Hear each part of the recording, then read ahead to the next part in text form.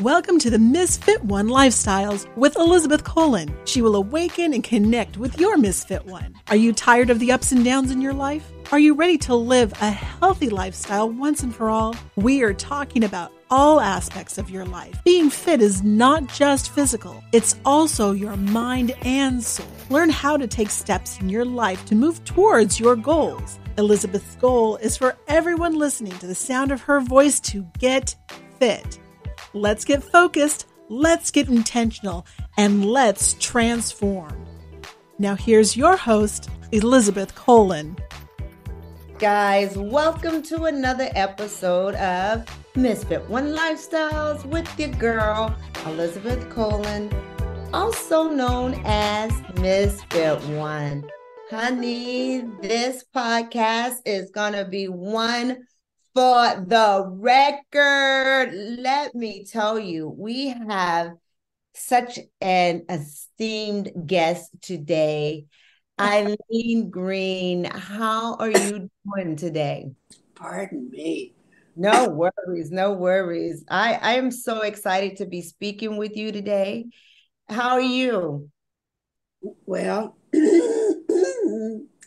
unfortunately, I have a paralyzed vocal cord, so I get a little off record with my coughing. You know what? We could take breaks whenever you need. You just let me know. I mean, you're doing phenomenal for having a paralyzed vocal cord. Yeah. It has stopped me from talking. That would happen to me too, Eileen. It would definitely be a thing for me, like, oh, I can still talk. But for those of you who do not know who she is fearless. I mean, one of the most empowering women of our time. I did the research on you, and I am just literally in awe. So can you tell people, first of all, a little bit about yourself? Oh, well, presently, I'm 94. Wait, did y'all hear that? 94, and she looks 40. Oh, my God. I have the glasses on. Where are yours? Yes, you're doing well. And what are you doing at 94? Well, I'm surviving. No, I am truly, truly blessed. I have 3 sons, 6 grandchildren, and 4 great-grandchildren. And so I feel very, very blessed. Eileen, you are totally my goals because she is a example of that there's no limit to what you could do, or shall I say there's no age limit to your goals. Can you talk to them about how after you raised your 3 kids, what you do after that? Well, it wasn't just after, because I went to college for 25 years. Wow. But mostly at night, because I worked and had the 3 boys and a husband and a home, but things were different. We didn't have the same traffic that we have now. I don't know where everybody came from. Or where they're going. Yeah, it's like a different world. You know, what's so crazy that you said that, a different world, but you're one of the first people who were certified in NLP by Tony Robbins. Can you talk to us a little bit about that?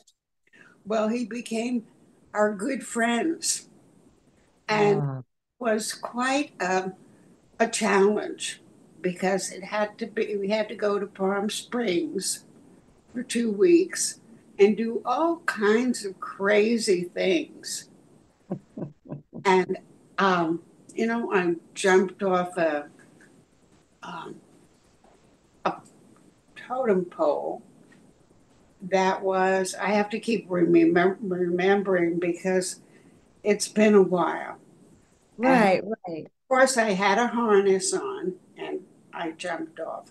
But standing on the top of that telephone pole was quite a revelation because I was scared. I Right. really was scared. And I stood there until I just couldn't stand there anymore. So I said, please, God, 1, 2, 3, 4. And there I was hanging. And then I was lowered. Wow. But prior to that, I had walked on 40 feet of hot coals. I did that one too. Did you really? I don't know if it was 40 feet. It felt like a football field. Well, I don't know about you, but I stood on that pole until I said, my God, I'm getting hungry. Right. I didn't do the pole. That wasn't in my training. No. Yeah, that was in my training in Palm Springs. Wow. To hitchhike to New York, we started out as a team and then we broke into friends where we just had one partner. And then I remember that we slept in a hotel room overnight and then started on our journey. And I did it. And the whole idea was that we were supposed to go someplace and do some good deeds. Right. Right. I said farewell to my partner and went on my own. And I got there. And one time I remember putting my thumb up, and then I didn't like what I saw, so I put it down. And so finally, I got 3 different cars till I got to the school that I was supposed to go to. Wow. Wow. I was alone, and I was, yeah, it was difficult. A couple of times the thumb went up, and then as the car got closer, it went down. Wow.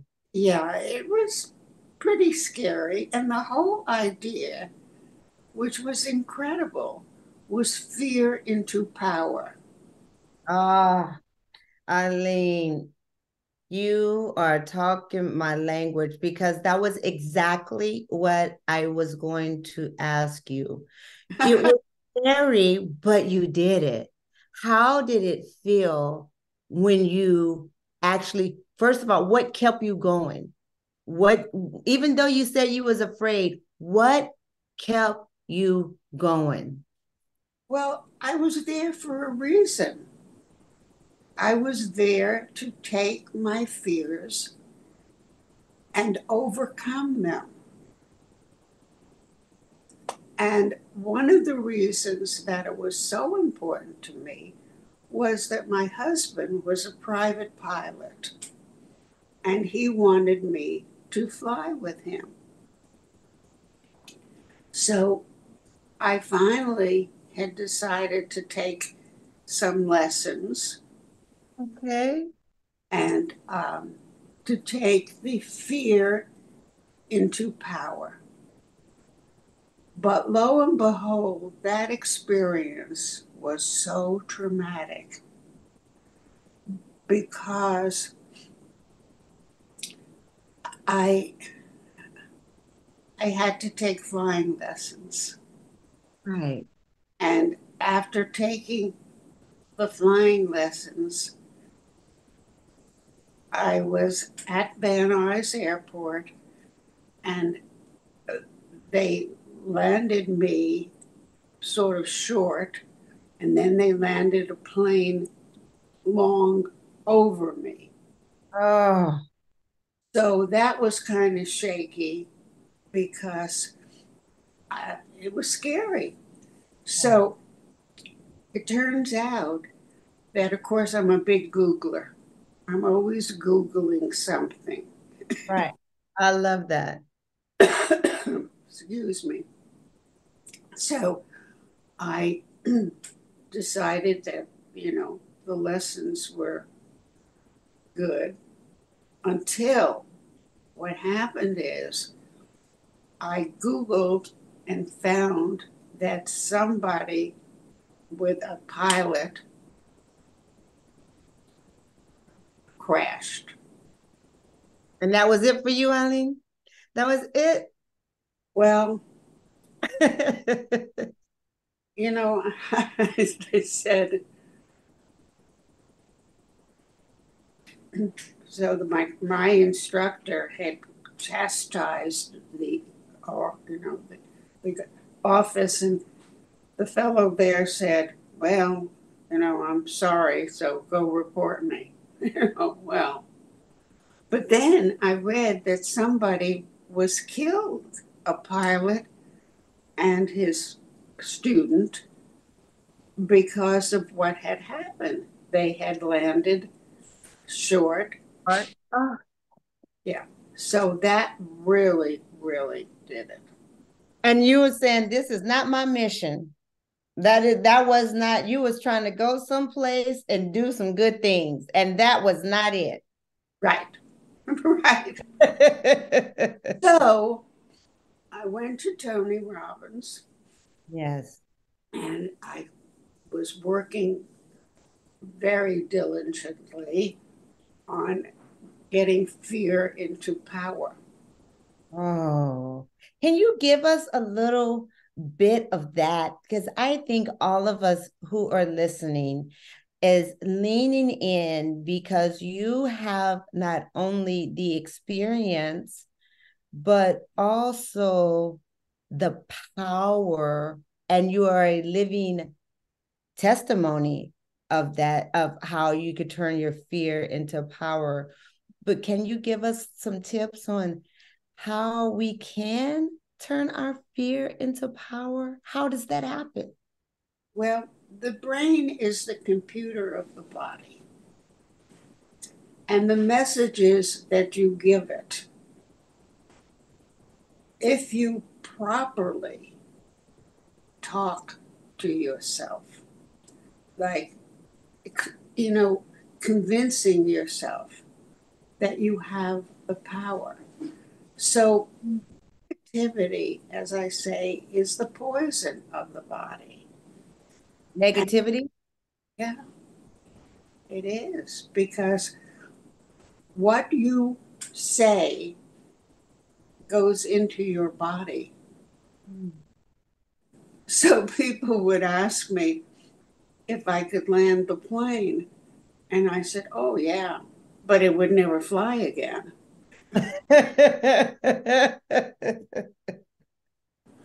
And a sense of humor is also a necessary part of your growth.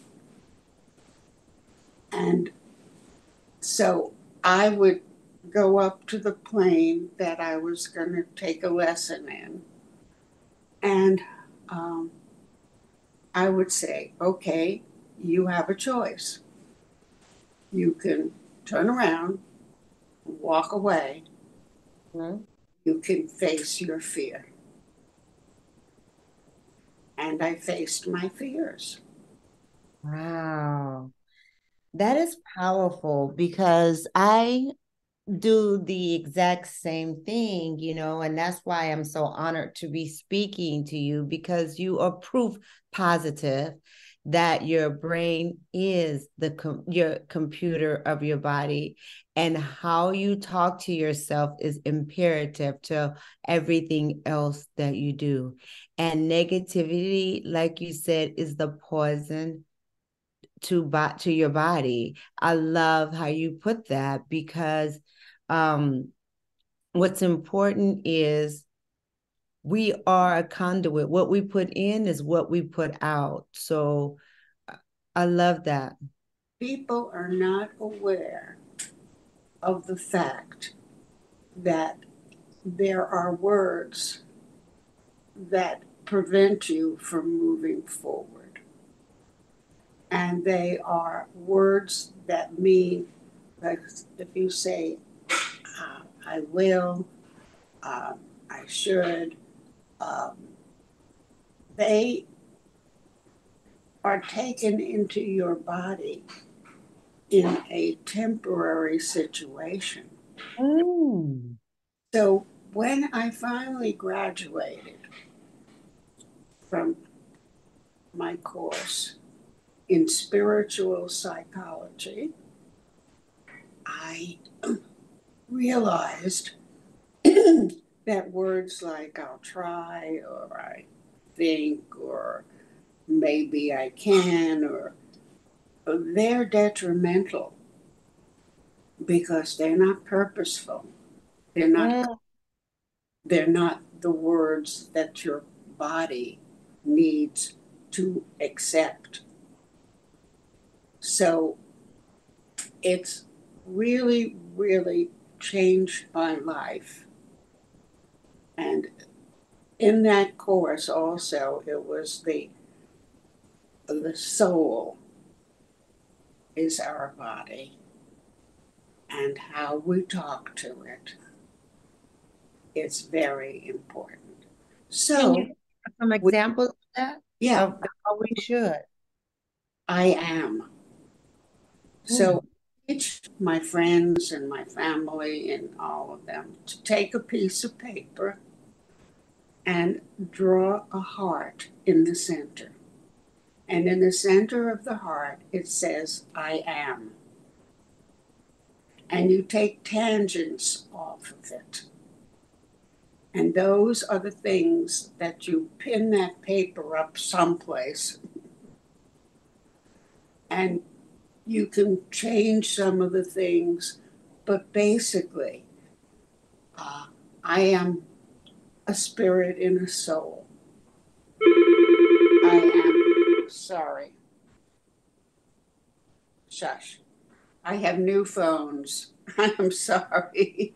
That's okay. This is live. This is fine. This is how it is. And I love that. Just to recap for the people who are listening, did you hear what she just said? She said there are words that are detrimental to your soul. I am is a word that gives you life. Yes. Not I should, I could, I would sometimes, or Oh, with those, okay. right? Maybe. Maybe. Yeah. Mhm. Yeah, it's amazing, and I love the activity. And I'm asking, no, I'm challenging everybody who's listening today to do exactly what Eileen has just said. Get that piece of paper, draw a heart in the center, and say, "I am." And what else they need to do with that? Well, it takes time to convince yourself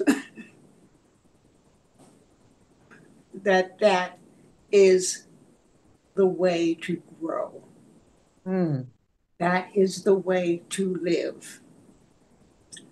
That is the way that positivity eliminates the negativity. Oh, I love that.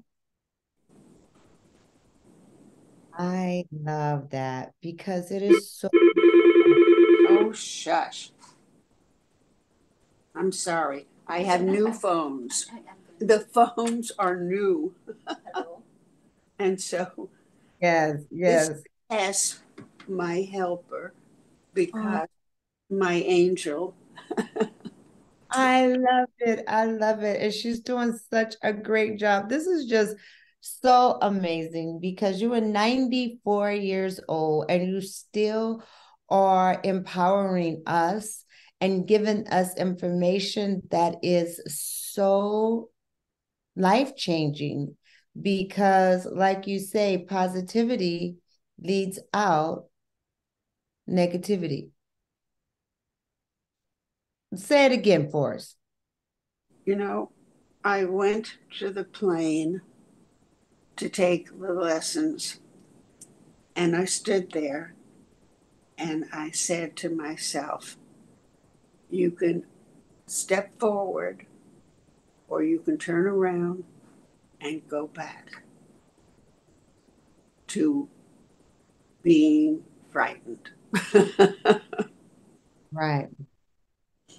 So that's what I did. And as I said, people would ask me if I could land the plane.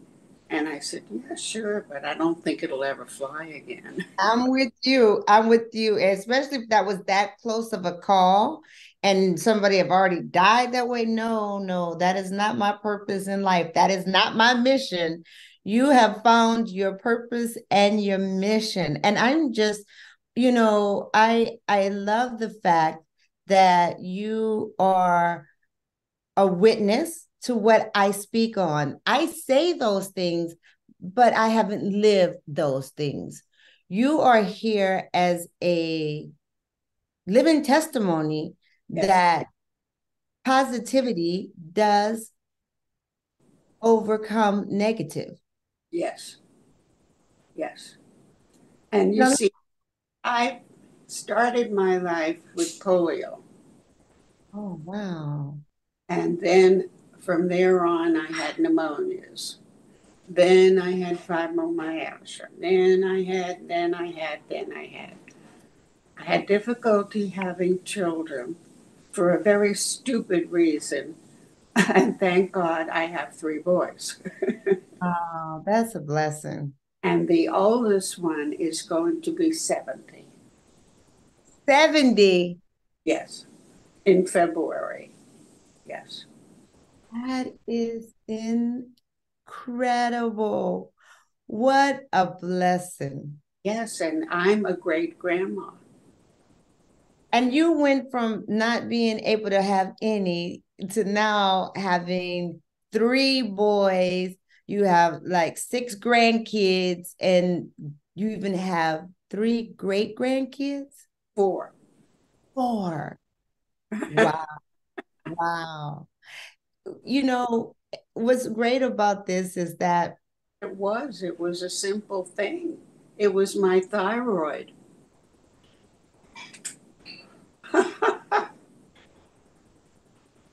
See, it was like borderline, so they didn't give me thyroid pills. and they probably didn't even know that much about it back then, Right. That's right. so And I immediately go back to when I was born. Isn't that crazy? wow. And that when I was, I'm sorry, the noise. I, I've been a perpetual student. That's what I was going to ask you. And people who are listening now, is that something that you would encourage them to do as well? Talk about how I'm looking at how you were a TED Talk lecturer. You spoke and taught sex at high school for Planned Parenthood. I mean, you you are a hypnotherapist, and it's just amazing. how much you have accomplished. I often wonder what my goal was, and yet I do remember. You see, there are messages that we get through life that uh, urge us to make changes. Mm. Been needed to fly. He just had to fly. And my neighbor also had to fly, but he went into a mountain and died. Mm. I had this fear. And after I did all of the classes, I would go to the plane and I would stop for a moment and I would say, okay, you can turn around and go away, or you can face your fear. And I would face my fear. And You've as been I, doing it your whole life. yeah, because I needed to be with my husband. Mm. I So I took my lessons and I did my best.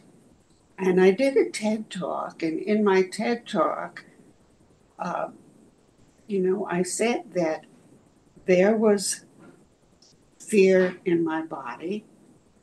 What was I going to do about it? I was going to face my fear. So I did. And from that time on, I just was a perpetual student. And I went back in my life to find out why I was a perpetual student. And it was something that I misinterpreted from my father. Hmm. Please share with us. Yes, I gave my father my report card to look at. And at that time, I was young and it was in numbers. So my father's looking at the report card and he's going, Oh, whatever happened to the 2 points? Now, I took that as I'm good, but not good enough. Wow. So that's what I do for people that I do hypnotize, is to go back to the initial sensitizing experience. And when I did that with one of my lovely patients, I kept going her back and back and back.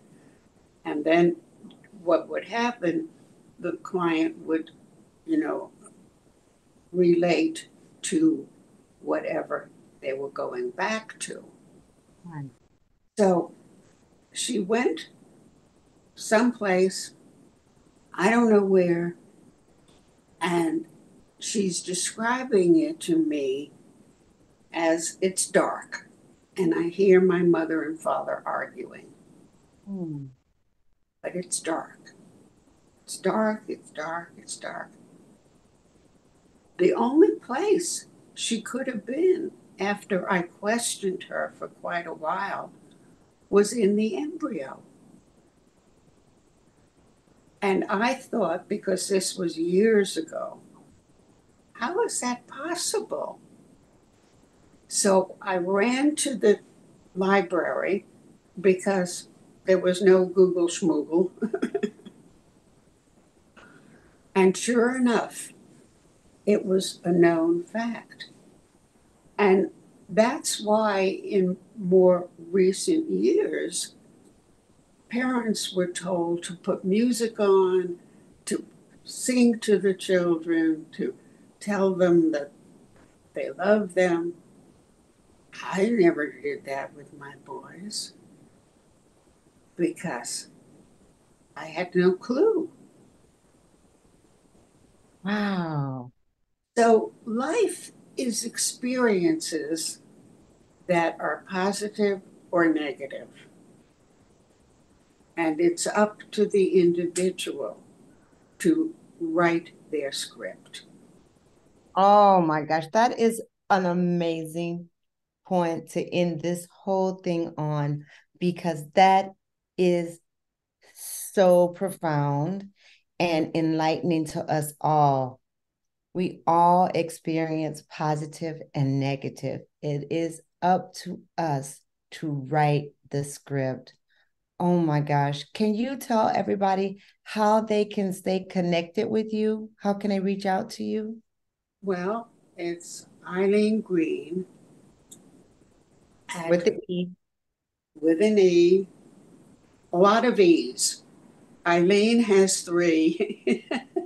Green has three. At AOL. No, wait a minute. Green 321 at AOL.com. I'm old fashioned. I love it. I love it. You have really made my day, and I know all of us who are listening are truly just honored by your presence, just to hear your voice and to hear how you turn your fear into power, and that it should keep us going. I'm sorry, say again. Is that I can thank Tony Robbins. Oh, yeah. Yeah, we really appreciate you. And we will definitely follow you. And I am such a fan, and I'm going to reach out and stay connected. And I thank you again for taking time out to speak to us and sharing your wisdom with us, because this is one definitely for the books. Well, Thank you. you are a very pretty, bright woman.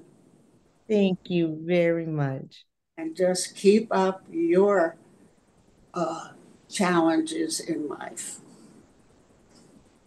That's awesome. It is awesome. And you guys, you know, it's for us all. We all write our script. It's your girl, Elizabeth Colin. And I want you to live fit. I hope you enjoyed this episode of Misfit One Lifestyles.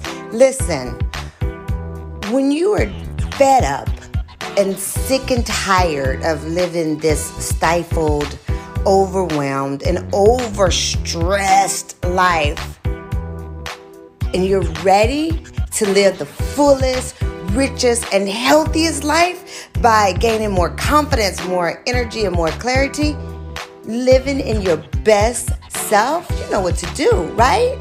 Go ahead, go to my website, misfit1.com.